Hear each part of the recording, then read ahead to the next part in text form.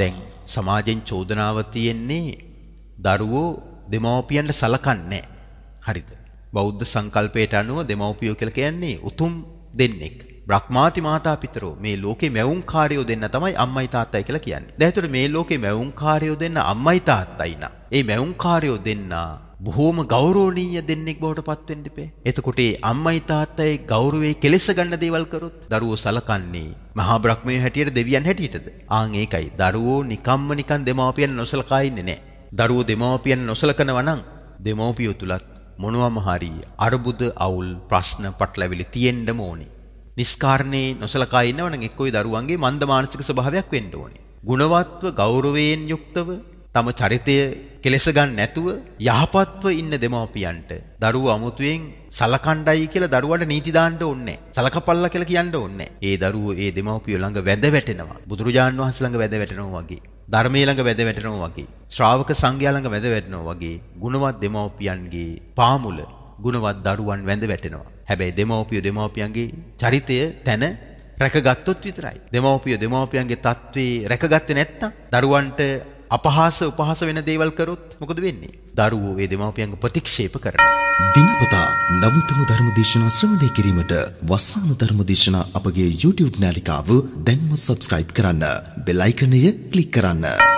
වස්සාන ධර්මදේශනා YouTube නාලිකාව ඔස්සේ ප්‍රචාරය වන මෙම සුමතුරු ධර්මානුශාසනාව වෙනුවෙන් පින්බර දායකත්වයෙන් කටයුතු කළේ හැටන් මුරහේනගම පදිංචි ප්‍රේමා දිසානායක මහත්මියයි. එතුමියගේ ප්‍රධාන අරමුණ වන්නේ මුරහේනකම ධම්මානන්ද සාමණේර ස්වාමීන් වහන්සේ උතුම් පැවිදි දිවියට පැමිණ සිව් වසරක් පිරීම නිමිත්තෙන් ලෝක සත්වයා හට වස්සාන ධර්මදේශනා YouTube නාලිකාව ඔස්සේ ධර්ම දානමය පින්කමක් සිදු කරමින් ඒ පුණ්‍ය මහිමයන් මොරහේනගම ධම්මානන්ද සාමණේර ස්වාමීන් වහන්සේට මගඵල ලැබීමට හේතු වාසනා වේවායි ප්‍රාර්ථනා කිරීමයි. අද දේශකයන්න් වහන්සේ අතිපූජනීය කැලණියේ අජිත ස්වාමීන් වහන්සේ. අවසරයි අපේ හාමුදුරුවනේ. समन्ता चक्रवालेषु अत्रा गच्छन्तु देवता सद्धम्मं मुनिराजस् सुनन्तु सग्मुखदं धम्मස්සවන කාලෝ අයං භදන්තා ධම්මස්සවන කාලෝ අයං භදන්තා ධම්මස්සවන කාලෝ අයං භදන්තා.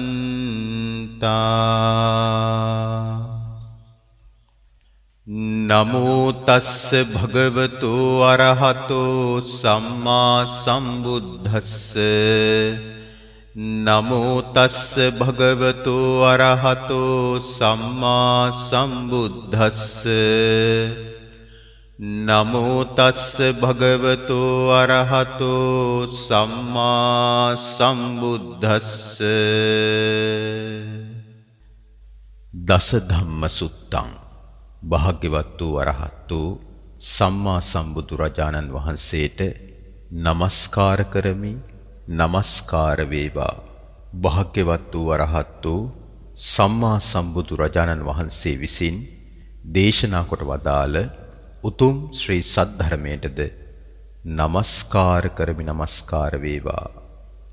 භාග්‍යවත් වූ අරහත් වූ සම්මා සම්බුදු රජාණන් වහන්සේගේ ආර්ය මහා සංඝරත්නයටද නමස්කාර කරමි. නමස්කාර වේවා. ගරුතර මහා සංඝරත්නයන් අවසරයි. ශ්‍රද්ධාවන්ත කාරුණික පින්නතුනි, වස්සාන ධර්මදේශනා YouTube නාලිකාව ඔස්සේ අදත් ඔබ මේ විදිහට උතුම් සම්බුද්ධ දේශනාවක් තමයි ශ්‍රවණය කරන්නට සිත් පහන් කරගෙන සවන් යොමන්නේ. අද දවසේදී මෙම ධර්ම දානමේ පින්කමට තම සදැහැති දායකත්වය ලබාගෙන කටයුතු කරනු ලබන්නේ මොරහේනගම හැටන් ලිපිනේ පදිංචි ප්‍රේමා දිසානායක මහත්මිය විසින්. ඉතින් එතුමිය ගෞතම සම්මා සම්බුද්ධ ශාසනයට තම දරුවාව පූජා කරපු උතුම් වාසනාවන්ත මෑණියන් කෙනෙක්. ඉතින් ප්‍රේමා දිසානායක මාතාව බලාපොරොත්තු වෙන්නේ මොරහේනගම ධම්මානන්ද සාමණේර ස්වාමින් වහන්සේ උතුම් පැවිදි දෙවියට පත්ව වසර 4ක් පිරෙන අද වගේ දවසක මෙම ධර්ම දානමය පින්කම ඒ පුංචි ස්වාමින් වහන්සේට මගඵල නිවන් සුව ලබා ගැනීමටම පාරමිතාවක්ම වේවා කියන දහසින් තමයි දායකත්වයේ දරන්නේ. ඉතින් මොරහේනගම ධම්මානන්ද සාමණේර පොඩි ස්වාමින් වහන්සේටත් ස්වාමින් වහන්සේගේ මව්තුමියටත් පවුලේ ඥාතිහිතයිසීන් සෑම සුදු දෙනාටමත් ලෝකේ පුරා වස්සාන ධර්මදේශනා YouTube නාලිකාව ඔස්සේ සදහම් අසන ඔබ සෑම සුදු දෙනාටමත් මෙම ධර්ම දානමය කුසලය චතුරාර්ය සත්‍ය අවබෝධය පිණිසම පවතිවා කියලා අපි ආශිර්වාද කොට සෙත් ප්‍රාර්ථනා කරනවා. දස ධම්ම සූත්‍රය. අද මෙම ධර්මානුශාසනාවට දස ධම්ම සූත්‍රය මාතෘකාවක් හැටියට තබා ගත්තා. දස ධම්ම කියලා කියන්නේ ධර්ම කාරණා 10. දස කියනවා 10ට ධම්ම කියනවා ධර්ම කියන 10. එතකොට ධර්මයන් 10ක් පිළිබඳව වදාළ ශ්‍රී මුක බුද්ධ භාෂිතය තමයි දස ධම්ම සූත්‍රය. අංගුත්තර නිකායට අයත් අසිරිමත් දේශනාවක්. අපගේ ශාස්ත්‍රුන් වහන්සේ එකල වැඩ සිටියේ සවැත් නුවර ජේතවනාරාමයේ. සුපුරුදු ලෙසින් භාගතුන් වහන්සේ භික්ෂූන් අමතනවා මහණෙනි කියලා. භික්ෂූන් වහන්සේලාද භාගතුන් වහන්සේට පිළිවදන් දෙනවා භන්තේ කියලා. ස්වාමීනි කියලා. භික්ෂූන් වහන්සේලා භාගතුන් වහන්සේට මෙසේ පිළිවදන් දුන්නාට පස්සේ භාගතුන් වහන්සේ හරි අපූරු ධර්මකාරණා 10ක් කැටිකොට දස ධර්ම සූත්‍රය භික්ෂුන් වහන්සේලාට පවසනවා. මොනවද මේ දස ධර්මයන්? අපි මුලින්ම ඒ පිළිබඳව කතා කරමු. පළවෙනි කාරණය. වේවන්නියම්හි අජ්ජූපගතෝති පබ්බජිතේන අබින්හම් පච්චවෙක්කිතබ්බං. මම ගිහිගෙයින් නික්ම වෙනස් කෙනෙක් බවට පත් වුණා. විවරණ වුණා. අපි සරලවම ගත්තොත් මම ගිහිගෙයින් නික්ම හැඩවැඩ අනෙකුත් කාමභෝගී කටයුතු අතහැරලා පැවිද්දෙක් බවට පත් වුණා කියලා පැවිද්දා අබින්හම් පච්චවෙක්කිතබ්බං නිතර නිතර සිහි කළ යුතුය. දෙවන කාරණය පරපටිබද්ධා මේ ජීවිකාති පබ්බජිතේන අබින්හම් පච්චවෙක්කිතබ්බං. මම අන් අය නිසා ජීවිතේ ගත කරන කෙනෙක්. මම පොරෝණ සිවුරු, මම වළඳන දාණය, මම ජීවත් වන කුටි විහාර සේනාසන, මම රෝගී වුණාට පස්සේ ලබා ගන්නා බෙහෙත් ආදිය අන් අය මට පූජා කරන දේවල්, ශාසනයට පූජා කරන දේවල්. ඒක නිසා මම අන් අය නිසා ජීවිතේ ගෙවන කෙනෙක් කියලා පැවිද්දා අබින්හම් පච්චවෙක්කිතබ්බං නිතර නිතර සිහි කරන්නට ඕනේ. ඒක දෙවන කාරණය. අංක 3. අඤ්ඤෝ මේ ආකප්පෝ කරණීයෝති පබ්බජිතේන අබින්හම් පච්චවෙක්කිතබ්බං. සාමාන්‍ය ගිහි මිනිසයන් කල්පනා කරන ආකාරයට කල්පනා නොකොට මම පැවිද්දෙකුට අදාළ සංකල්ප පවත්වන්නෙමි කියලා පැවිදි වෙච්ච කෙනා නිතර නිතර සිහි කළ යුතුය. අංක 4. කච්චිනකෝ මේ අත්තා සීලතෝ න උපවදතීති පබ්බජිතේන අබින්හම් පච්චවෙක්කිතබ්බං. කිම මම සිල්පද පළුදු කරගත්ත කෙනෙක් නෙවෙයි නේද කියලා පැවිද්දා විසින් නිතර නිතර සිහි කළ යුතුය. අංක 5. කච්චිනුකෝ මං අනුවිච්ච විඤ්ඤු සබ්‍රහ්මචාරී සීලතෝන උපවදන්තීති පබ්බජිතේන අබින්හං පච්චවෙක්කි තබ්බං. කිම මා සමග ධර්මයේ හැසිරෙන උතුම් ස්වාමින් වහන්සේලා මම සිල්පද කඩා ගත්ත කෙනෙක් කියලා මට චෝදනා කරන්නේ නැහැ නේද කියලා පැවිද්දා විසින් නිතර නිතර සිහි කළ යුතුය.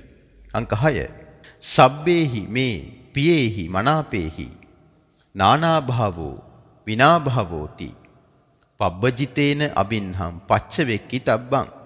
මට අයත් ප්‍රිය මනාප සියලුම දේවල් වලින් මට වෙන් වෙන්නට සිද්ධ වෙනවා. මට අයත් ප්‍රියමනාප සියලු දේවල්ම වෙනස් වෙනවා කියලා පැවිද්දා නිතර නිතර සිහි කළ යුතුය. අංක 7 කම්මස්ස කෝම්හි කම්ම දායාදෝ කම්ම යෝනි කම්ම බන්ධු කම්ම පටිසරණෝ යං කම්මං කරිස්සාමි කල්යාණං වා පාපකං වා තස්ස දායාදෝ භවිස්සාමීති පබ්බජිතේන අබින්හම් පච්චවෙක්කි තබ්බං. මම කර්මය තමා අයත් දේ බවට පත් කරගෙන සිටිමි. කම්මස්ස කෝම්හි මට අයත් උරුමය කර්මයයි. කම්ම දායාදෝ උපත කරා යන්නෙත් කර්මයට අනුවයි. කම්ම යෝනි මගේ වටපිටාව සකස් වන්නෙත් කර්මයට අනුවයි. කම්ම බන්ධු මට ඇති එකම පිහිට පිලිසරණත් කර්මයයි. කම්ම පටිසරණෝ යං කම්මං කරිස්සාමි යං කර්මයක් කරනවද කල්යාණං වා හොඳ කර්මයක් වේවා පාපකං වා පාපී කර්මයක් වේවා තස්ස දායාදෝ භවිස්සාමීති ඒ තමයි මට ලැබෙන දායාදය. පබ්බජිතේන අබින්හම් පච්චවෙක්කි තබ්බං. පැවිද්දා විසින් මේ කාරණයත් නිතර නිතර සිහි කළ යුතුය. අංක 8 කතම් භූතස්ස මේ රත්තින් දිවා වීති පතන්තීති පබ්බජිතේන අබින්හම් පච්චවෙක්කි තබ්බං. මම කුමක් කරමින් සිටිද්දිද මේ දිවා රාත්‍රී ගෙවිලා යන්නේ කියලා පැවිද්දා විසින් නිතර නිතර සිහි කළ යුතුය. කච්චිනුකෝහන් ශුඤ්ඤාගාරේ අභිරමාමීති පබ්බජිතේන අබින්හම් පච්චවෙක්කි තබ්බං. කිම මම නිදහස් තැනක මාගේ සිත එකඟ කරන බණ භාවනාවක් කරගෙන ඉන්න කැමති කෙනෙක්ද කියලා පැවිද්දා නිතර නිතර සිහි කළ යුතුය. අත්ථිනකෝ මේ උත්තරී මනුස්ස ධම්මා අලමරිය ඥාන දස්සන විශේෂෝ අධිගතෝ සෝහම් පච්චිමේ කාලේ සබ්‍රහ්මචාරීහි පුට්ඨෝ නමංකු භවිස්සාමීති පබ්බජිතේන අබින්හම් පච්චවෙක්කි තබ්බං. මාගේ පැවිදි ජීවිතේ අවසාන කාලයක් එනවා. මරණාසන්න කාලයක්. අපවත් වෙන්නට දැන් ඔන්න මෙන්න. තමන් සමග ධර්මයේ හැසිරිච්ච සබ්‍රහ්මචාරීන් වහන්සේලා උතුම් ස්වාමින් වහන්සේලා ඇවිත් මෙසේ අසනවා. ආයශ්වතුන් වහන්සේ ස්වාමින් වහන්සේ ඔබ වහන්සේ මෙතෙක් කල පැවිදි ජීවිතයක් ගත කරා. ඔබ වහන්සේ මේ පැවිදි වෙලා ඉන්න කාලේ මාර්ගඵල වගේ උතුම් දේවල් ධ්‍යාන අභිඥා වගේ උතුම් දේවල් උපදවාගෙන තිබෙනවද කියලා තමන් සමග එකට ධර්මයේ හැසිරිච්ච ස්වාමින් වහන්සේලා අසද්දි මම නිහඬව ඉන්නේ නැහැ. නමංකු භවිස්සාමීති මම මකු වෙන්නේ නැහැ. මම උත්තර නොදී නිරුත්තර වෙන්නේ නැහැ කියලා පැවිද්දා විසින් නිතර නිතර සිහි කළ යුතුය. ඉතින් සදහැවතුනි භාගතුන් වහන්සේ පවසනවා ඉමේකෝ භික්ඛවේ දස ධම්මා පබ්බචිතේන අබින්හම් පච්චවෙක්කි තබ්බාති. මෙන්න මේ දස කරුණ පැවිද්දා විසින් නිතර නිතර සිහි කළ යුතුය. භාගතුන් වහන්සේ මෙම දෙසුම දේශනා කොට වදාලා. අපි දැන් බලමු ගිහි වේවා පැවිදි වේවා මේ දස ධම්ම සූත්‍රයෙන් අපට ගන්න තියෙන පාඩම කුමක්ද කියලා. භාග්‍යවතුන් වහන්සේගේ ශ්‍රාවකයන් බවට පත්වීමම අපේ බුද්ධිමත්කම. මොකද බුද්ධිමත් නැති කෙනෙකුට බුද්ධ ශ්‍රාවකයෙක් වෙන්නට බෑ. හැබැයි මෙතන බුද්ධ ශ්‍රාවකයා කියලා කියන්නේ පරපුර බෞද්ධ නිසා බෞද්ධ පාසලකට ගිය නිසා Tamanගේ රට බෞද්ධ රටක් වීම නිසා කියන එක නෙමෙයි. භාගතුන් වහන්සේ වදාළ ශ්‍රී සද්ධර්මය අපිට පුද්ගලයෙකුගෙන් හරි මේ වගේ ජනමාධ්‍යකින් හරි සදහම් පුස්තකයකින් හරි වෙනයම් ක්‍රමයකින් හරි අපිට පරිබාහිරව ලැබෙනවා. පණිවිඩයක් හැටියට. එතකොට පරිබාහිරින් මේ පණිවිඩය ලැබෙනකොට ඒ ධර්මයට අනුව අපිට හිතන්නට පුළුවන් වෙන්නට ඕනි. කුමක්ද මේ ධර්මයේ තුල කතා කරන්නේ? කුමන දිශාවටද අපිව මේ ධර්මයේ තුලින් රැගෙන යන්නේ? මේ ධර්මයේ තුලින් ධර්මයේ පවසන පුද්ගලයා ප්‍රකට වෙන්න හදනවද? නොයසේනම් බුදුරජාන් වහන්සේ වර්ණනා කරනවද? ශ්‍රී සද්ධර්මයේ වර්ණනා කරනවාද?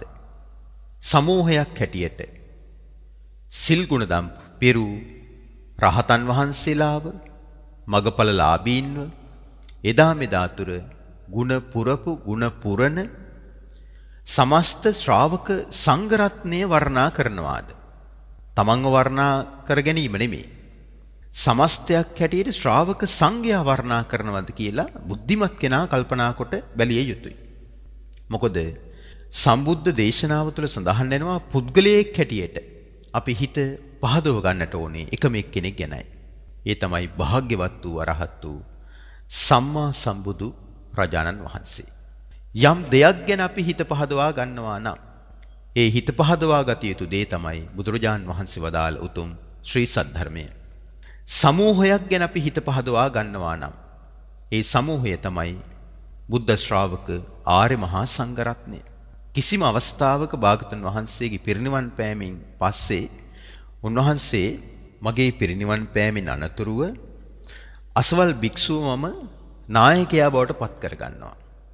එතකොට ඒ කෙනා තමයි නුඹලාට ඊට පස්සේ ශාස්ත්‍රූ වෙන්නේ කියලා බුදුරජාන් වහන්සේ තව පැවිද්දෙක්ව පත් කරලා නැහැ.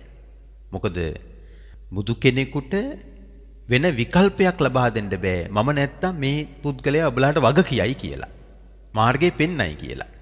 උන්වහන්සේ සමස්තයක් හැටියට ශ්‍රාවක පිරිසටම ශාසනය බාර දුන්නා. ශාසනික වගකීම් බාර දුන්නා. ඒක හරි පැහැදිලි. සම්බුද්ධත්වය ලබන්නටම පෙරම මාර්යා භාගතුන් වහන්සේගේ සම්බුද්ධත්වයට හරියට බාධා කළා. නමුත් දස මාර සේනා පරාජයට පත් කරමින් අපගේ ශාස්ත්‍රඥ වහන්සේ සම්බුද්ධත්වයට පත් වුණා. සම්බුද්ධත්වයට පත් වෙච්ච සැනින්ම උන්වහන්සේට මාර්යා ගිහිලා ආරාධනා කළා. ස්වාමීනි දැන් පිරිනුවම් පාන්න.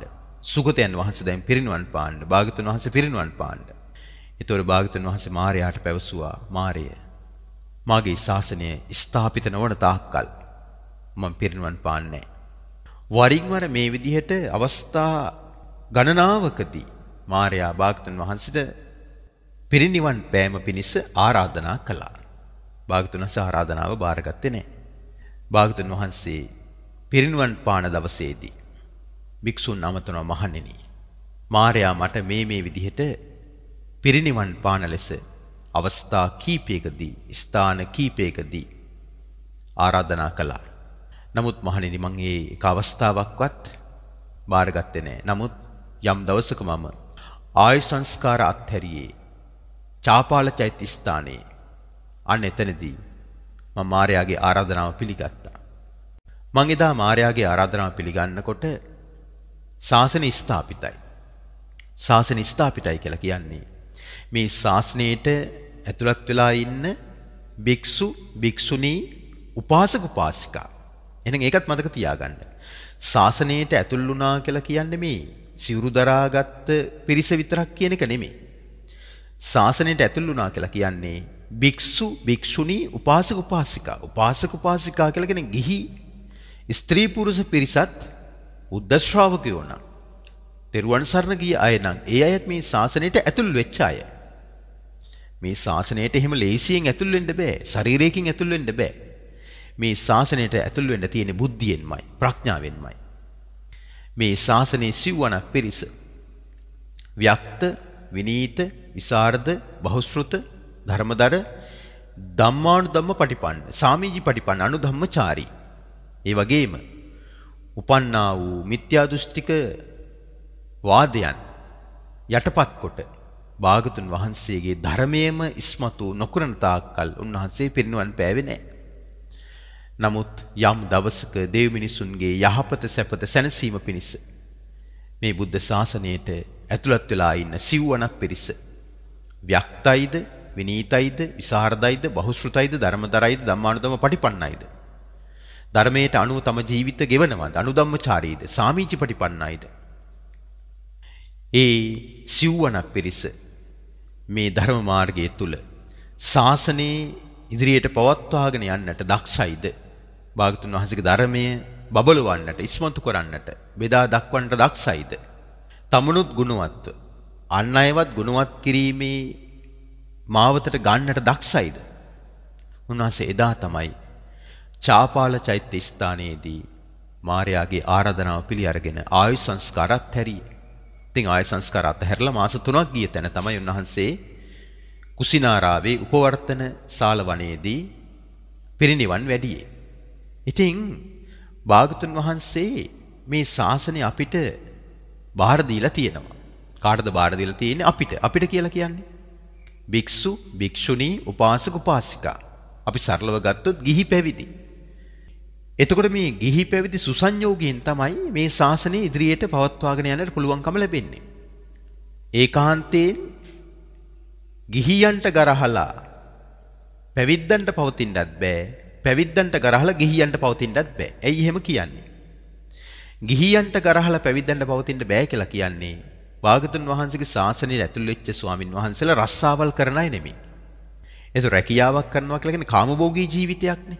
එතකොට රැකියා කර මේ ශාසනය නඩත්තු කරන්න බෑ පැවිද්දෙකුට. බුද්ධ ශාසනය ස්ථාපිත කරන්න බෑ. මොකද භාගතුන් වහන්සේ පනවපු උතුම් සිල්පද තියෙනවා. ඒ සිල්පද වලට අපි හැමදෙනාම යටත් වෙන්නට ඕනේ. උපසම්පදා සිල් තියෙනවා, සාමණේර සිල් තියෙනවා. ඉතින් මේවට පැවිද්දෝ යටත් වෙන්නට ඕනේ.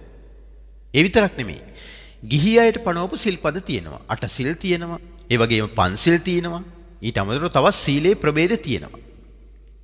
එතකොට ගිහියා හැමනිතරම ගිහි කටයුතු වල නිරත වෙමින් අමුදරුවන් පෝෂණය කරමින් තෙරුවනේ පිහිටා පන්සිල් 8 සිල් වැනි ප්‍රතිපත්තිගරුක ජීවිතයක් ගත කරමින් ශාසනයට ඇතුල් වෙච්ච උතුම් ස්වාමින් වහන්සේලාට චීවර, පිණ්ඩපාත, සේනාසන, ගිලම්පස, බෙහෙත් පිරිකර පූජා කරනවා. එතකොට ගිහියා එහෙම කරන්නේ යම්කිසි ධාර්මික ගොවිතැනක් නිසා, ධාර්මික රැකියාවක් නිසා, ධාර්මික වෙළඳාමක් නිසා, ධාර්මික ව්‍යාපාරයක් නිසා, කුමන හෝ ධාර්මික ධන උපයන මාර්ගයක් නිසා ඒ ලැබෙන ධනෙන් තමයි ශාසනයට මේ සිව්පස පරිත්‍යාගයන් සිද්ධ කරන්නේ. එතකොට ගිහියෝ පූජා කරන සිව්පසයට හිමිකම් කියන උතුම් ස්වාමින් වහන්සේලා තමන්ගේ පැවිදි ජීවිතය මැනවින් ආරක්ෂා කරගෙන යා යුතුයි. එතකොට ගිහියෝ නැතුව පැවිද්දන්ට පවතින්න බෑ කියලා කිව්වේ ඒකයි. තේරෙනවද? නැතුවම බෑ කියන එක නෙමෙයි. මේ ශාසනික ක්‍රමය නිවැරදිව පවත්වාගෙන යන්න බෑ. ඒ කියන්නේ ශාසනය තුල මාර්ගඵල නිවන් අවබෝධ කරන්න බැරි වෙනවා. පැවිද්දෝ කාමභෝගී වුණොත්, ගිහියෝ වගේ කටයුතු කරන්න ගියොත්. එතකොට පැවිද්දෝ නැතුව ගිහියන්ට පැවැත්මක් නැහැ කියලා කිව්වේ පිරිසක් ශාසනයට ඇතුල් වුණොත් තමයි මේ ශාසනයේ අලුතෙන් කෙනෙකුට පැවිදි වීමේ වරම් ලැබෙන්නේ. උපසම්පදා වීමේ වරම් ලබන්නේ. ගිහි කෙනෙක් මාර්ගඵල ලබලා හිටියත් ගිහි කෙනාට බෑ තව කෙනෙක්ව පැවිදි කරන්න. තව කෙනෙක්ව උපසම්පදා කරන්න. සිල්පද කිලුට වෙච්ච ස්වාමින් වහන්සේ නමක්ව සීලේ පිහිටවන්නට ගිහි කෙනෙක් මාර්ගඵල ලැබුවත් බෑ. ඒක කරන්නට ලැබෙන්නෙම පැවිදි වෙච්ච උතුම් ස්වාමින් වහන්සේ නමකටමයි, උතුම් ස්වාමින් වහන්සේලා පිරිසකටමයි. ඒක නිසා ගිහි පැවිදි සුසංයෝගයෙන් යන මහානීය පුණ්‍ය ආයතනය තමයි බුද්ධ ශාසනය කියලා කියන්නේ. ඉතින් අපි මේ පිළිබඳව ඊටමත් පැහැදිලිව නිර්වුල්ව සිත් පහන් කරගෙන අවබෝධ කරගත යුතුයි.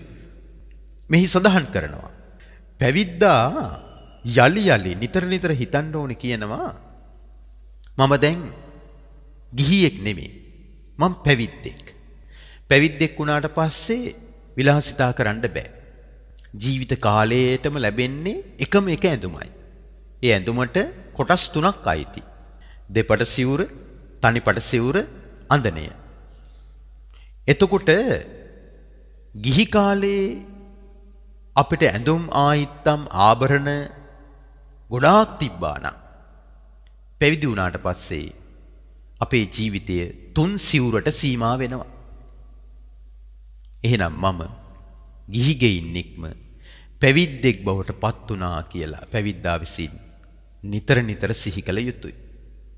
දැන් ගිහියෙක් හැටියට ජීවත් වෙච්ච කාලේ හිසකෙස් මුල් කරගෙන විවිධ විලාසිතාවල යෙදුණා නම් විලාසිතා කරා නම් පැවිදි වුණාට පස්සේ හිස මුඩු කරන්නට ඕනේ. කෙස්ට්‍රෝල් විනයානුකූලව යම් ප්‍රමාණයක් වවන්නට වැවෙන්නට දෙන්න පුළුවන් හේතු සහිතව අපි හිතමුකෝ අසනීපයක් තියෙනවා. එතකොට මොකද වෙන්නේ? ස්නානය කරන්න බෑ. ස්නානය කරනකොට පැන් පහසු වෙනවා, පැන් සනීප වෙනවා කියලා තමයි කියන්නේ. ඒතර පැවිද්දෙකුට පැන් පහසු වෙන්න අපහසුයි. අපි හිතමුකෝ සෙම රෝගයක් උත්සන්න වෙලා. වෙන යම් ශල්්‍ය කර්මයකට වාජනය වෙලා. එතකොට ස්නානය කරන්න බෑනේ. එතකොට කෙස් රැවුල් වෙනවා. කෙස් වැවෙද්දි රැවුලුත් වෙවෙන්න දෙන්න ඕනේ. කෙස් විතරක් තිබිලා රැවුල කැපුවොත් ගිහියෙක් වගේ ඒක විනයානුකූල නෑ. අනික දැක්කට පස්සේ ඒක හරිය අප්‍රසන්නයි. පැවිද්දෙක් කෙස් විතරක් ඉතුරු කරලා රැවුල කැපුවට පස්සේ ඒක නිකන් අර ගිහි කෙනෙක්ගේ මුහුණුවරක් තමයි අපිට පැවිද්දෙකුගෙන් දැක ගන්න ලැබෙන්නේ. ඒක අප්‍රසන්න දෙයක්. හිසකෙස් වැවෙනවා නම් රැවුලත් වැවෙන්න දිය යුතුයි. හිසකෙස් බානවා නම් රැවුලත් බාන්න ඕනේ. රැවුල බානවා නම් හිසකෙසුත් බාන්න ඕනේ. ඔන්න ඕකයි විනයානුකූල පදනම. ඉතින් මේව දැනගෙන ඉන්න එක වටිනවා. පරිබාහිරින් පවා පැවිද්දෙක් හඳුනා ගැනීමේදී. මොකද ශාසනයේ විවිධ විලාසිතාවන්ට භාජනය වෙච්ච යුගයකයි අපි මේ ඉන්නේ. පැවිද්දා කොහේ ගියත් ඔබ දැකලා තියෙනවද? අමුතු ඇඳුම් ඇඳගෙන ඉන්නවා. දැන් බටහිර විදේශ රටක නම් අධික සීතල නිසා උඩින් කබායවල් ඇඳලා පයට ඇතැම් විට පාවහන් පැලඳගෙන ඉන්නව දැකලා තියෙනවා. ඒ ප්‍රත්‍යන්ත ප්‍රදේශනේ. බුදුවරු වැඩ වාසය නොකරපු වැඩම නොකරපු ප්‍රදේශ තමයි දැන් බටහිර රටවල් බොහෝමයක්. නමුත් ධර්මදූතයන් වහන්සේලා හැටියට ස්වාමින් වහන්සේලා ඒ විදේශ රටවල් වලට වැඩම කරලා ලොකු කැපකිරීමක් කරනවා. ඒ කැපකිරීම කරන්නේත් මහානකම විනාශ කරගෙන නෙමෙයි. පැවිදි ජීවිතය ආරක්ෂා කරගෙන අර පාරිසරික සාධක හේතුවෙන් උන්වහන්සේලාට තම ජීවිතය රැක ගන්නට අර වගේ බාහිර උපක්‍රම කරන්නට සිද්ධ වෙනවා. නමුත් දැන් ලංකාවගේ රටක පාවහන් පැලඳගෙන කබායන් ඇඳගෙන හිසට හිස්වැසුම් භාවිතා කරමින් අපිට එහෙම කරන්නට බෑ. දැන් සීතල අධික නම් දැන් අර අයිස් කැප් එක වගේ දෙයක් අපි දකිනවා. දැන් සිරීපාදේ වගේ ගමනක් යනකොට එහෙම කරනවා. ඉතින් අවස්ථානුකූලව ඒ වගේ දෙයක් කරන්න වෙනවා. නමුත් දිගින් දිගටම අර ගිහියෙක් වගේ විලාසිතාවක් හැටියට පැවිද්දෙකුට කරන එක ඒක ගැලපෙන්නේ නැහැ. ඒක විනයානුකූල නැහැ. දැන් ගිහියෙක් වුණත් එහෙමනේ. ගිහියෙක් වුණත් පන්සලට යනකොට පිළිවෙලක් තියෙනවා. මංගල්‍යයකට යනකොට පිළිවෙලක් තියෙනවා. ගෙදර ඉන්නකොට ඉන්න පිළිවෙලක් තියෙනවා. නේද? දැන් තරුණියක් විලාසිතා කරන ආකාරයකට අවුරුදු 50 55 60 වගේ තැනැත්තියක් කරොත් මොකද වෙන්නේ? සමාජයෙන් දොස් අහන්නට සිද්ධ වෙනවා. තරුණ දියණියක් වුණත් අසංවරව කකුල් උඩ දාගෙන තමන්ගේ ශරීරයේ අවයව විදහා දක්වමින් අනවශ්‍ය විදිහට කටයුතු කරන්න ගියොත් මොකද වෙන්නේ? ඒකත් ගැරහීමට උපහාසයට නේද ලක් වෙනවා. ඊටත් වඩා ලොකු දරුණු බරපතල දේවල් වලට යොමු වෙන්නත් පුළුවන් පරිබාහිර සමාජයේ. ඉතින් ඒක නිසා ගිහි වේවා පැවිදි වේවා අපි මුලින්ම තේරුම් ගන්නට ඕනේ තමන් කවුද යන වග. තමන් කවුද කියන එක තමන් නිතර නිතර සිහි කළ යුතුයි. ඒකයි මේ පළවෙනි කාරණයෙන් දසදම සූත්‍රයේදී විග්‍රහ කරන්නේ වේවන්නේ හම්මි අජ්ජූපගතෝදි පබ්බජිතේන අබින්නම් පච්චවේකිතබන්. පැවිද්දා හිතන්නට ඕනේ මම දැන් පැවිද්දෙක්. දැන් මම විවරණ වුණා. ඒ කියන්නේ මම කැත වුණා. එහෙනම් පැවිද්දෙක් කියලා කියන්නේ මේ හැඩ වැඩ වෙලා මේ ලස්සන වෙන්න, සුදු වෙන්න, හැඩ වෙන්න, මස්පිඩු පුම්බ ගන්න හදන තැනැත්තෙක් නෙමේ. අහිංසක කෙනෙක්. පැවිද්දෙක් කියලා කියන්නේ ඒකයි. හිතින් අහිංසකයි, වචන වලින් අහිංසකයි, ක්‍රියාවෙන් අහිංසකයි. එතකොට එහෙම තැනැත්තාට කියනවා පැවිද්දා කියලා කියනවා. මෙතන මේ අහිංසකයි කියලා කියන්නේ නිවටයි කියන එක නෙමෙයි. ගුණය නිසාම අහිංසක වෙලා. එතකොට අහිංසකව ගුණ පුරනකොට හිතින් අහිංසක වෙනවා. වචන වලින් දරුණු දේවල් පිට වෙන්නේ. වාද විවාද වලට යන්නේ. පුරසාරන් දොඩන්නේ. Taman තමයි උතුමා. අනිත් අය උතුම් නෑ. Taman තමයි දන්නේ අනිත් අය දන්නේ නෑ කියන දේවල් වලට යන්නේ නෑ. ඒ ඔක්කොම නිකන් බොරු සෝබන දේවල්. පැවිද්දෙක් එහෙම කෙනෙක් නොවිය යුතුයි. කිසිම අවස්ථාවක තමන්ව උලුප්පල අනිත් අයට පහර ගහනවා නම් මහානකම කිලුටු වෙන්නට ඒක හේතුවක් වෙනවා. ඒකයි අර බුදුරජාණන් දේශනා කරන්නේ. පුද්ගලයෙක් හැටියට භාගතුන් වහන්සේව සරණ යන්න. දෙයක් හැටියට ධර්මයේ සරණ යන්න. සමූහයක් හැටියට ශ්‍රාවක සංඝයා සරණ යන්න උන්වහන්සේ කිසිම අවස්ථාවක සාසනික බලතල තනි පුද්ගලයෙක් මත පැවරුවේ නෑ. මම නැති කාලෙක මේ පුද්ගලයා නුඹලාට වග කියයි කියලා මම ඒක මුලින්ම සඳහන් කළා. ඊළඟ කාරණය. පරපටිබද්ධාපේ ජීවිකාති පබ්බජිතේන අබින්නම් පච්චවේකිතබ්බා. පැවිද්දෙක් අනුන් නිසා තමයි ජීවත් වෙන්නේ. ඒක හරි පහත් දෙයක් නේ. ලාමක දෙයක් නේ. නොගැලපෙන දෙයක් කියලා හිතෙන්න පුළුවන් නේද? ඒක තමයි ශ්‍රමණ ප්‍රතිපදාව කියලා කියන්නේ. භාගතුන් වහන්සේ සම්බුද්ධත්වයට පත් වෙලා මුල්ම වතාවට කපිලවස්තුවට වැඩම කරනවා. කපිලවස්තුවට වැඩම කරද්දී එක්තරා උදෑසනක භාගතුන් වහන්සේ ගෙපිලි වලින් පිණ්ඩපාතේ වැඩම කරනවා. සිටුමාලිගාවලටත් දුගී පැල්පත් වලටත් උන්වහන්සේ ભેදයකින් තොරව භික්ෂු සංඝයා සමග පිණ්ඩපාතේ වැඩම කරනකොට සුද්ධෝදන මහා රජානන්ට මේ ආරංචිය සැලවුණා. සිද්ධාර්ථ තම පුතුණුවන් ගෙපිලි වලින් පිඬුසිඟා වඩිනවා කියලා. දැන් රටේ විජිතේ රජුරවන්ට මේක මහ ලැජ්ජාවක්. පිය රජානන් ඒ ප්‍රදේශයේ නායකයා. නමුත් Tamanගේ එකම පුතුණුවන් ගිහිගේ අතහැරලා දාලා නැවතත් Tamanගේ විජිතේට පැමිණෙනකොට මෙන්න සිඟමන් යදිනවා. වැඳලා කිව්වා අනේ පුතුණුවනි මේක අපිට ලැජ්ජාවක්. මේ වගේ දෙයක් කරන්න එපා. සිඟමන් යදින්න එපා. මාලිගාවේ ඕන තරම් රාජභෝජන තියෙනවනේ. පිය රජාණනි. ඔබේ වංශයේ රාජවංශය. මගේ වංශයේ බුද්ධ වංශය. ඒක නිසා ඔබ ගිහියෙක් කැටියට රාජභෝජන අනුභව කළාට රැස් කරගත්තාට ශ්‍රමණයන් වන අපට කැප වෙන්නේ අන් අය ලබා දෙන භෝජනයයි.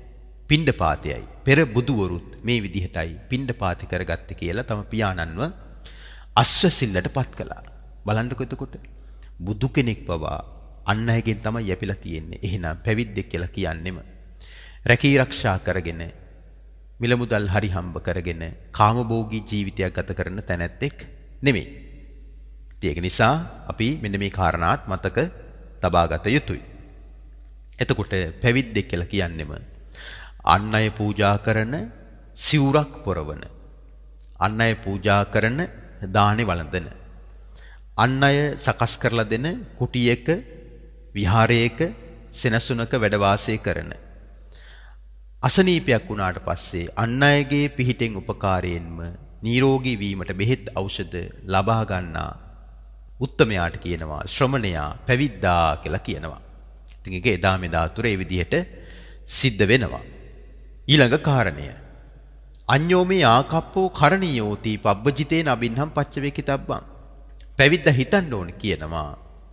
මම මේ ගිහි අය හිතන විදියට හිතන්නේ. මොනවද ගිහි අය හිතන්නේ?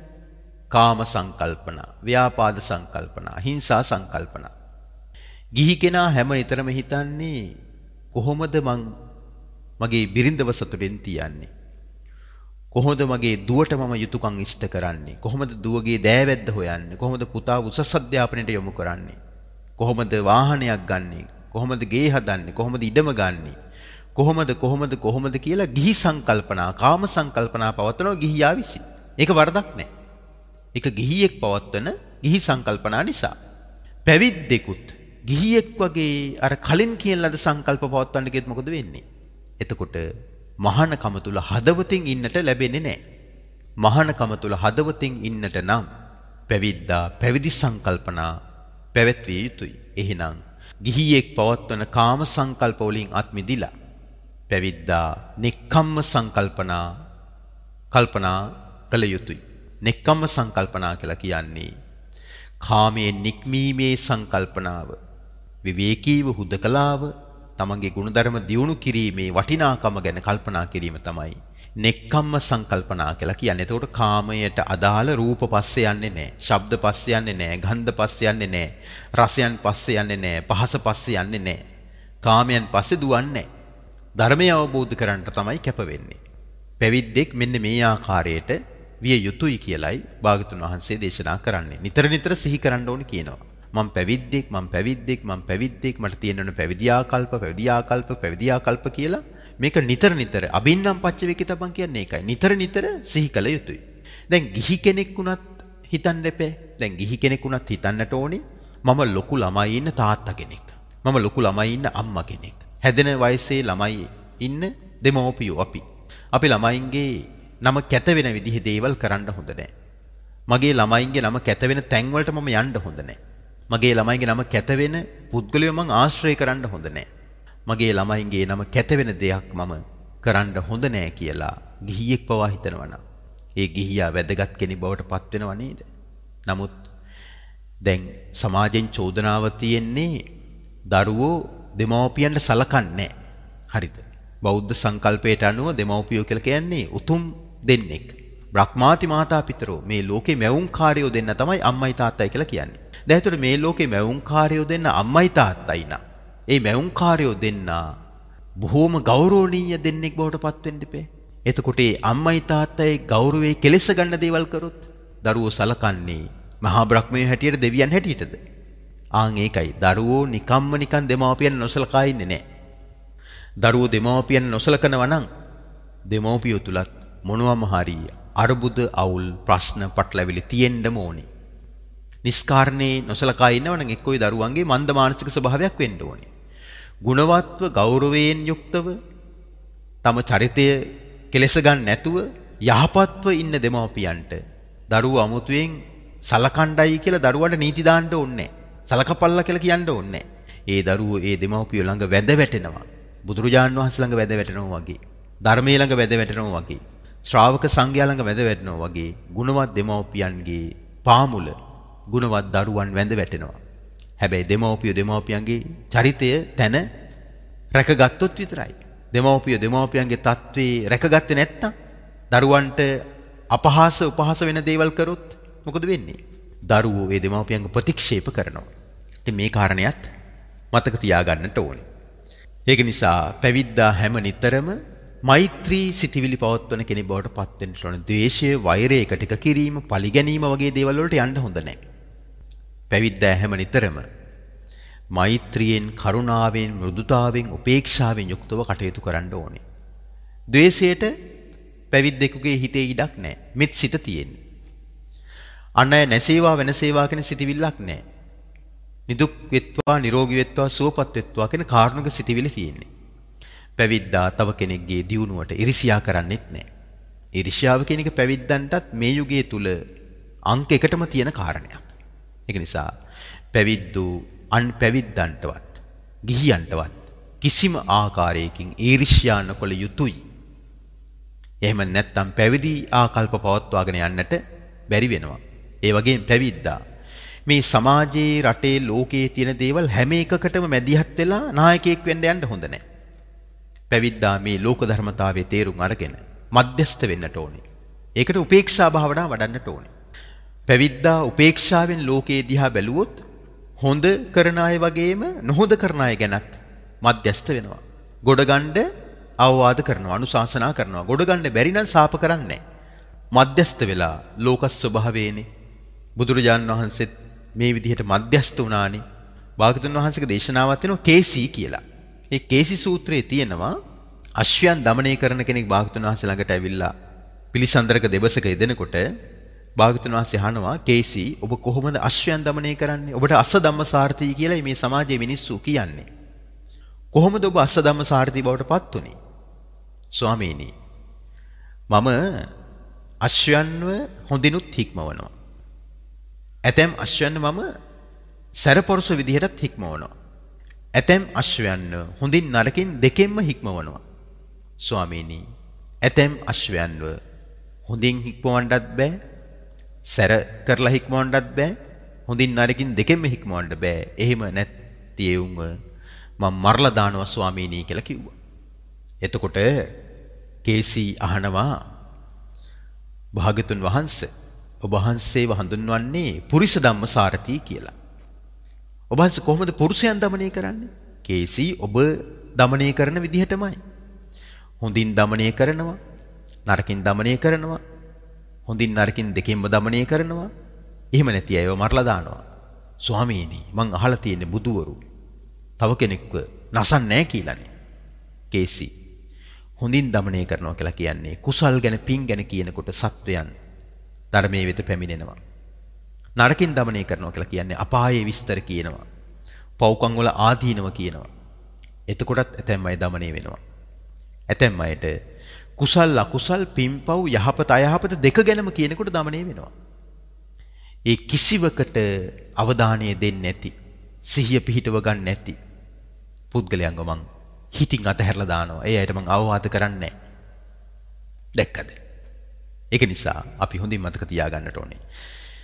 ගිහි වේවා පැවිදි වේවා මේ සමාජයේ හැමදෙනාම එකම මානසිකත්වයෙන් නැහැ. දැන් අපි මේ ධර්මයේ දේශනා කළත් දැන් බලන්න මේ ධර්ම දේශනාවලට ලැබෙන ප්‍රතිචාර හැම කෙනාම සාදු සාදු කියලා අනුමෝදන් වෙනවද? ඇතැම් අය සාදු කිනුට ඇතැම් අය බනිනවා. ඒක ලෝක ස්වභාවය. ඒතොර සාදු කීන කෙනාට පැහැදිලා අපිට ගරහන කෙනාට විවේචනය කරන කෙනාත් එක්ක අපි රණ්ඩු වෙවි එල්ලි එල්ලි ගැටි ගැටි ගියොත් මොකද වෙන්නේ? අපේ යහපත් සංකල්පනා අපිට මධ්‍යස්තව පවත්වන්නට බැරි වෙනවා. ඒක නිසා පැවිද්දෙක් හැටියට හැම නිතරම හිතන්නට ඕනේ මම ගිහියෙක් වගේ නෙමේ, මම පැවිද්දෙක්. මම මධ්‍යස්ත මතධාරියෙක් බවට පත් වෙනවා. මධ්‍යස්ත මතධාරියෙක් බවට පත් නොවුනොත් එහෙම අපිට සමාජෙත් එක්ක හැම නිතරම ගැටි ගැටි හිත දූෂණය කරගෙන ඉන්න තමයි සිද්ධ වෙන්නේ. ඉතින් මේ අලුතෙන් පැවිදි වෙච්ච ස්වාමින් වහන්සේලාට කරන අවවාදයක් තමයි තරුණකම හිතට අරගෙන සමාජෙත් එක්ක ගැටි ගැටි රණ්ඩු කර කර පුද්ගල චරිත ඉස්මතු කරගන්න නිකන් වීරයෙක් බවට පත්වන්නට එපා. තමන්ගේ හිත කඩා වැටෙන දවසට තමන්ගේ සූර වීරකම් තමන්ටම බලා ගන්නට පුළුවන්. ඒක නිසා මෙන්න මේ කාරණා ඉතා හොඳින් මතක තියාගන්නට ඕනේ. ගිහි වේවා පැවිදි වේවා පරිණත කෙනෙක් බවට පත් වෙන්න නම් ටික කාලයක් ගත වෙනවා. ඒ කල් ගත වෙනකොට තමන්ට පසු තැවෙන්නේ නැති දේවල් තමන් විසින් ඇති කරගෙන හිටියොත් තමන්ට තමන් ගැන හිතලා සැනසෙන්නට පුළුවන්, මධ්‍යස්ත වෙන්නට පුළුවන්. ඊළඟ කාරණය පැවිද්දා හැමනිතරම හිතන්නට ඕනේ මගේ පිරිසිදු බව ගැන. මගේ හෘද සාක්ෂිය මට මොනවද කියන්නේ? මම පිරිසිදුව ඉන්නේ සමාජයට පේන්නද මට පේන්නද? මොකද තමන්ගේ මෙතන මේ පිරිසිදු බව කියලා කියන්නේ පරිබාහිර ශරීරයේ පිරිසිදු බව කියන එක නෙමෙයි. ශරීරයේ පිරිසිදු බවත් අවශ්‍යයි. ඒක අත්‍යවශ්‍ය කාරණයක්. මෙතෙන්දි කියන්නේ සීලය. චරිතයේ පිරිසිදු වෙන්නට ඕනේ.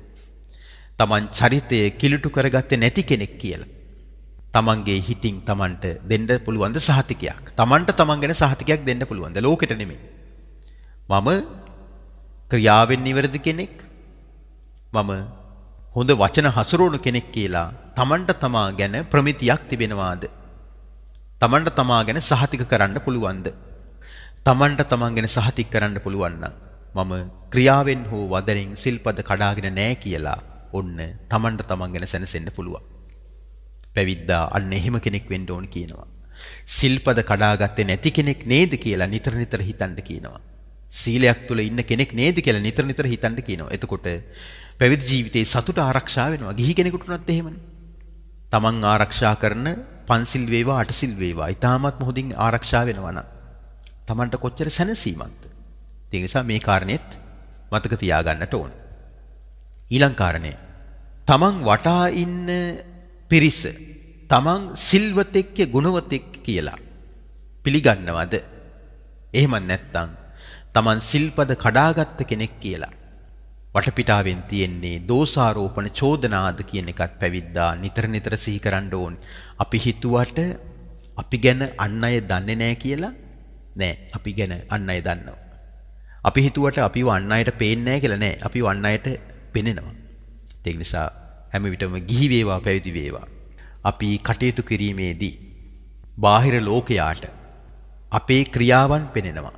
අපි කතා කරන ස්වરૂප පෙනෙනවා. අපි හැසිරෙන ආකාරය පෙනෙනවා. ඒක නිසා අපි ඊ타ත්ම බුද්ධිමත්ව නුවණ යොදා තමන්ගේ චරිතය තමන් නිසාවත් අනුන් නිසාවත් තමන්ගේ හෘද සාක්ෂි හමුවේවත් අනුන්ගේ හෘද සාක්ෂි හමුවේවත් කිසිම අවස්ථාවක පහත් එකක් බවට පත් කරගන්න හොඳ නෑ. සිල්වත්ව ඉන්න ඕනේ. හුදකලා වෙලා හිටියත් කණ්ඩායමක් එක්ක හිටියත්. ඒකට ආවිචේව රහෝච්ච කියලා කියනවා. එලිපිටවත් රහසේවත් පව්කම් කරන්නේ නෑ. එලිපිට හිටියත් හුදකලාව හිටියත් තමන්ගේ හෘද සාක්ෂියට අනුව තමන් ජීවිතය ගත කරනවා. ආන් ඒක තමයි සැබෑම සීලය කියලා කියන්නේ. ඊළඟ කාරණය. තමන්ට අයත් ප්‍රියමනාප හැම දේවල් වලින්ම වෙන්වන්නට සිද්ධ වෙනවා කියලා පැවිද්දා නිතර නිතර සිහි කරන්න ඕනේ කියනවා. තමන්ට අයත් ප්‍රියමනාප දේවල් තියෙනවනේ. දැන් පැවිද්දෙකුට නම් භෞතික සම්පත් මට මෙච්චර තියෙනවා කියලා එහෙම කියනට වඩා පැවිද්දෙක්ට ඉන්නවනම් ප්‍රියමනාප ගුරුවරයෙක්, ප්‍රේමනාප ස්වාමින් වහන්සේලා, ප්‍රේමනාප දායක දායිකාවෝ, ඥාතීන් හිතයිෂීන් වෙන්න පුළුවන්. මේ හැම දෙයකින්ම මේ හැම කෙනෙකුගෙන්ම වෙන්වන්නට සිද්ධ වෙනවා කියලා හිතන්නට ඕනේ. කොටින්ම තමන්ගේ පන්සලවත් බදා ගන්න හොඳ නැහැ පැවිද්දෙක්. ඇයි ඒ? පන්සල දාලා යන්න සිද්ධ වෙන දවසක් එනවා. දායක සභාව දාලා යන්න දවසක් එනවා. මේ හැම තනතුරු නායකත්වයෙන් දාලා යන්න දවසක් එනවා. ඒ දාලා යන දවස් එනකොට පැවිද්දාගේ හිත නිදහස් වෙලා තියෙන්නට ඕනේ. එහෙම නැත්නම් ගිහියෙක් වගේ. අනේ මට දාලා යන්න බෑ, මං තනි වෙනවා, මං නැති වෙනවා, මම නැති වුණොත් ඔයගලන්ට යන කලදසා මොකද්ද කියලා එහෙම කල්පනා කර කරන් පැවිද්දෙකුට ජීවිතෙන් සමුගන්න වෙන්නේ. ඒක මහා අපරාධයක්. ඒක නිසා පැවිද්දාට ප්‍රියමනාප දේවල් වලින් වෙන් වෙන්නට සිද්ධ වෙනවා කියන එක නිතර නිතර සිහි කරන්න ඕනේ. ඊළඟ කාරණේ 7. කර්මය තමයි මං උරුම කරගෙන ඉන්නේ. මම කියන කරන හිතන දේවල් මටම නැවතත් දායාදයක් උරුමයක් හැටියට ලැබෙනවා. මගේ ඊළඟ උත්පත්තිය තීරණය වෙන්නේ කර්මයට අනුරූපී වයි කියන එක පැවිද්දෙක් නිතර නිතර සිහි කරන්න ඕනේ. ඒ කියන්නේ හැම පැවිද්දෙක්ම මහානකමෙන් අරහත්ත්වයටපත් වෙන්නේ නැහැ. අනික අරහත්ත්වය කියන එක බලෙන් එහෙම ඇති කරවන්නත් බෑ. මේක මධ්‍යස්ත ගමනක්. ඒකනේ මධ්‍යම ප්‍රතිපදාව කියලා කියන්නේ. මැදුම් පිළිවෙත. එතකොට බලෙන් නිවනට යන්නත් බෑ, නිවනට යවන්නත් බෑ. මේක අනුපිළිවෙලින් අනුගමනය කළ යුතු වැඩපිළිවෙලක්. ඒකට කියනවා සීල සමාධි ප්‍රඥා කියලා. ආර්ය අෂ්ටාංගික මාර්ගය කියන්නේත් ඒකමයි. එතකොට පැවිද්දා හැමනිතරම හිතන්නට ඕනේ කර්මානුරූපීව පැමිණි ගමනක්, කර්මානුරූපීව යන ගමනක ඉන්නේ. ඒක නිසා ආරක්ෂා විය යුත්තේ කර්මයන්ගෙන්මයි කියලා පැවිද්දා නිතර නිතර යලි යලි සිහි කළ යුතුයි. ඊළඟ කාරණය. පැවිද්දෙක් හිතන්න ඕන කියනවා මම කුමක් කරමින් සිටිද්දිද මේ දින, සති, මාස, අවුරුදු ගෙවිලා යන්නේ. කතම් භූතස්ස මේ රත්තින් දිවා වීති පතන්තිති. පබ්බජිතේ නබින්නම් පච්චය කිතබ්බන් කියලා අපි කලින් සඳහන් කරේ. මම මොනවා කර කර ඉද්දිද මේ දිවා රැහැ ගත වෙලා යන්නේ. මේ දිවා රැහැ ගත වෙද්දී මගේ හිතේ තියෙන පෞකාර සිතිවිලිද? මම ලෝකයට කියලා තියෙන පෞකාර වචනද? මගේ ක්‍රියාවත් පෞකාර ක්‍රියාද? එහෙම නැත්නම් මම පුණ්‍යවන්ත සිතිවිලි පවත්වන, පුණ්‍යවන්ත වචන කතා කරන, පුණ්‍යවන්ත චරිතයකින් සමන්විත තැනැත්තෙක්ද කියලා පැවිද්දා විසින් නිතර නිතර සිහි කළ යුතුයි. ඉතින් ගිහි කෙනෙක් වුණත් ඒක සිහි කරන්න ඕනේ. නේද? මම මේ මොනවා කර කර ඉද්දිද දිවා රැය ගත වෙලා යන්නේ. කොච්චර භෞතික සම්පත් තිබ්බත්, මන්දිර වැනි ගෙවල් තිබ්බත්, ලෝකේ සැපම වාහනේ පාවිච්චි කරත්, බැංකු ගිණුම් වල කොච්චර මුදල් තිබ්බත්, කොච්චර දේපල වස්තු තිබ්බත්, කොච්චර පිරිස හිටියත් තමන් සම්බන්ධයෙන් සතුටු වෙන්නට පුළුවන්කම ලැබෙන්නේ ගුණධර්ම දියුණු කළොත් විතරමයි. ගුණධර්ම දියුණු කළේ නැත්නම් තමන්ට තමන් පිළිබඳව සතුටු වීම තිබෙනවා. හැබැයි ඒ සතුටු වීම තමන්ගේ හිත කඩා වැටෙනකන් විතරයි. තේනවද? හිත කඩා වැටෙනට පස්සේ දේපල වස්තුව මේ පිරිවර අපිට කිසිම දෙයක් වැදගත් වෙන්නේ නැහැ. එතකොට වැදගත් වෙන්නේ හිත හදන වැඩපිළිවෙලක්මයි, හිත හදන දෙයක්මයි, හිත හදාගන්න පුළුවන් ධර්මයක්මයි. ඊළඟ කාරණය පැවිද්දෙක් හිතන්න ඕන කියලා කියනවා. මම නිදහස් තැනක බණ භාවනාවේ යෙදෙන්නට කැමති කෙනෙක්ද? දැන් පැවිද්දන්ටත් තියෙන ප්‍රශ්නයක් තමයි අර බිසී කියන ප්‍රශ්නය. මං හරි බිසීනේ. දැන් ගිහි කෙනෙක් නම් මම හරි බිසීනේ කියලා කියන එක කමක් නැහැ. පැවිද්දෙක් හැබැයි බිසී කියන වචනේ දාගත්තොත් එතනින් අදහස් කරන ඔහුගේ මහානකම ඔහුට හරියට කරගන්න බෑ කියන එකයි. ඇයි? භාගතුන් වහන්සේ කාර්ය බහුලත්වයේ කියන එක අනුමත කරේ නෑනේ. ඇයි උන්වහන්සේ අනුමත කරේ නෑ කටයුතු බහුල කරගැනීම. ඒකට කම්මාරාමතා කියලා කියනවා. නිතරම කතා කර කර ඉඳීම අනුමත කරෙත් නෑ. ඒකට කියනවා බස්සාරාමතා කියලා කියනවා. නින්දටම ගෙල්ලා ඉන්න එක වර්ණනා කළෙත් නෑ. ඒකට කියනවා නිද්දාරාමතා කියලා කියනවා. පිරිසත් එක්ක එකට එකතු වෙලා ඉන්න එක අනුමත කරෙත් නෑ. ඒකට කියනවා ඝනසංගනිකාරාමතා කියලා. ඉතින් මේ විදිහට පාප මිත්‍රයන් ආශ්‍රය කරන එක අනුමත කළෙත් නෑ. ඒකට කියනවා පාප මිත්‍රතා කියලා. බුදුරජාණන් හැම නිතරම පැවිද්දකින් බලාපොරොත්තු වෙන නිදහස් සාමකාමී ආදර්ශ සම්පන්න ජීවිතයක්. ඒ නිසා පැවිද්ද හැම නිතරම හිතන්න ඕන කියලා කියනවා. මම නිදහස් තැනක හුදකලාවේ විමුක්තිය පිණිස වෙරවීරිය කරන කෙනෙක්ද කියලා නිතර නිතර සිහි කළ යුතුයි කියනවා. අවසාන කාරණේ පැවිද්දෙක් හිතන්න ඕන කියනවා. මගේ ජීවිතේ සැදෑ සමයේ පැමිණෙද්දී මරණාසන්න මොහොත පැමිණෙද්දී මා වටා ඉන්න මගේ සහෝදර පිරිස සබ්‍රහ්මචාරීන් පිරිස මගෙන් ඇහුවොත් එහෙම ස්වාමින් වහන්සේ පැවිදි ජීවිතය ගත කරන කාලය තුල ඔබ වහන්සේ පැවිදි ජීවිතය තුල මාර්ගඵල නිවන් අවබෝධ කරගෙනද හිටියේ කියලා මම ඒ වෙලාවට මකු වෙන්නේ නැහැ නිහඬ වෙන්නේ නැහැ කියලා පැවිද්දා විසින් නිතර නිතර සිහි කළ යුතුයි කියනවා. දැක්කද? මාර්ගඵලලාභියෙක් මාර්ගඵලලාභී කියලා මේක ප්‍රසිද්ධ කරගෙන යෑමක් නෙමෙයි තියෙන්නේ. මරණාසන්න මොහොතේදී අපවත් වෙන්නට ඔන්න මෙන්න තියෙද්දි කවුරු හරි විමසුවොත් තේනද? ඒකත් කවුරු හරි විමසුවොත් මම රහත් වෙලා මේ දැන් මේ ජීවිතෙන් සමුගන්නේ කියලා එහෙම ප්‍රසිද්ධ කරලත් නෙමෙයි. කවුරු හරි ඇහුවොත් එහෙම පින්වත් ස්වාමින් වහන්සේ ඔබ වහන්සේ දැන් මරණාසන්න මොහොතේ සිටින්නේ. ඔබ වහන්සේ පැවිදි ජීවිතය තුල ලබාගත් උසස් ගුණ ධර්ම මොනවද? එහෙම තියෙනවා නම් අපිට පවසන්න කියලා විමසුවොත් මම නිහඬව නොසිට පවසන්නේ මී කියලා පැවිද්දා විසින් නිතර නිතර සිහි කළ යුතුයි කියනවා.